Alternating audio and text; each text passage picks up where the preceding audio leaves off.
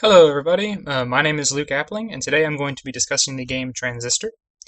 For those of you who are not familiar with the title, Transistor is an indie game developed by a company called Supergiant Games. They are also notable for their creation of the game Bastion.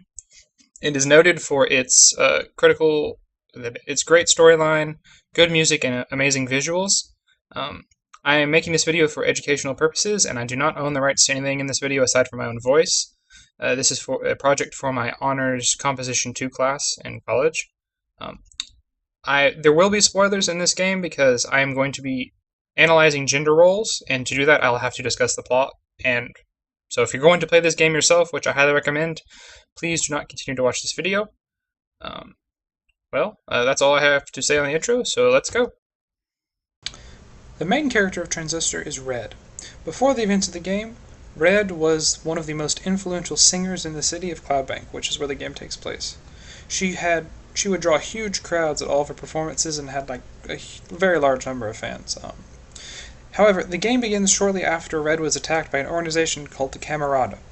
They attempted to absorb her personality into a sword-like object called the Transistor, but their plans were thwarted by Red's lover, the Mysterious Man. He managed to fight off the attackers before being killed and absorbed himself into the Transistor. The attackers flee, and they leave behind the Transistor itself and an injured Red, who has lost her voice in the fight.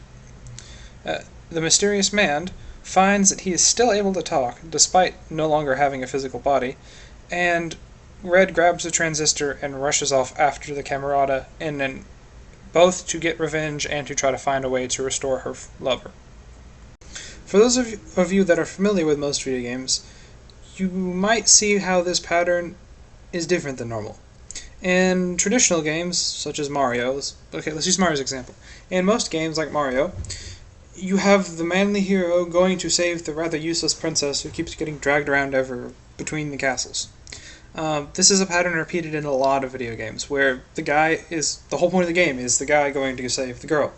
Well, in this game, the guy already saved the girl, but he got into trouble, so the girl goes to save him in turn.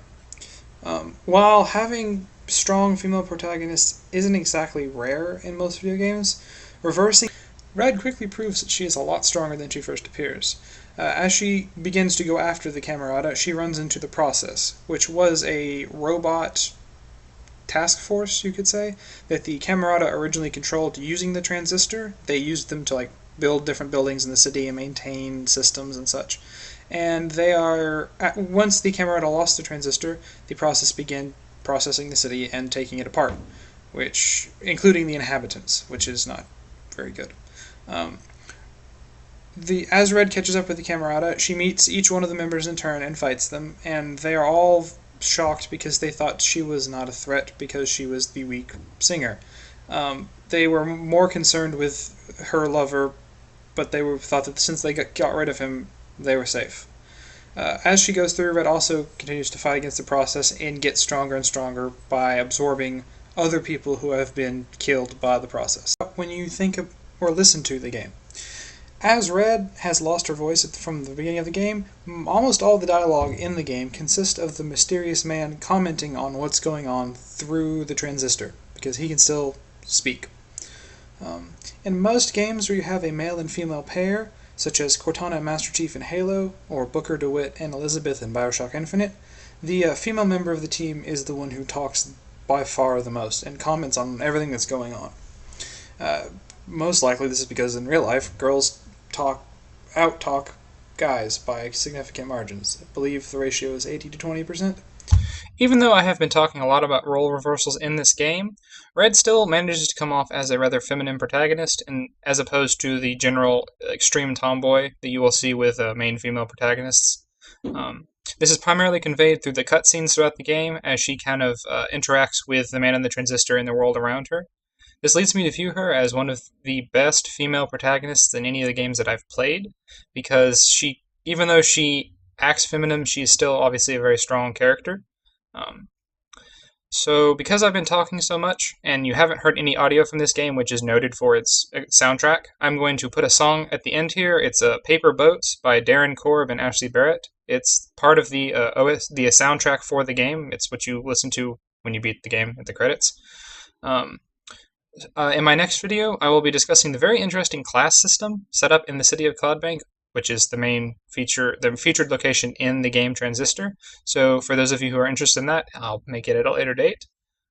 If you have any information or anything you'd like to share or thoughts or comments, please put it at in the comment section of this video, or send them to me at lapling@spsu.edu. Well, it's been a pleasure talking to you, and I will see you next time.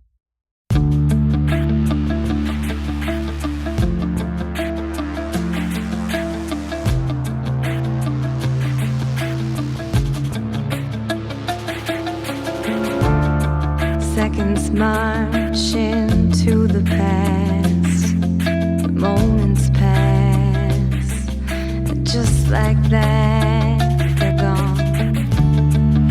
The river always finds the sea, so helplessly, like you find me. We are paper boats floating on a stream. We'll never be apart. I will always find you, like it's written in the stars. You can run, but you can't hide. Try, like the moon that makes the tides, that silent guide is calling from inside. Pull me here and push me there. It's everywhere, hanging in the air. We are magnets pulling from different poles with no control.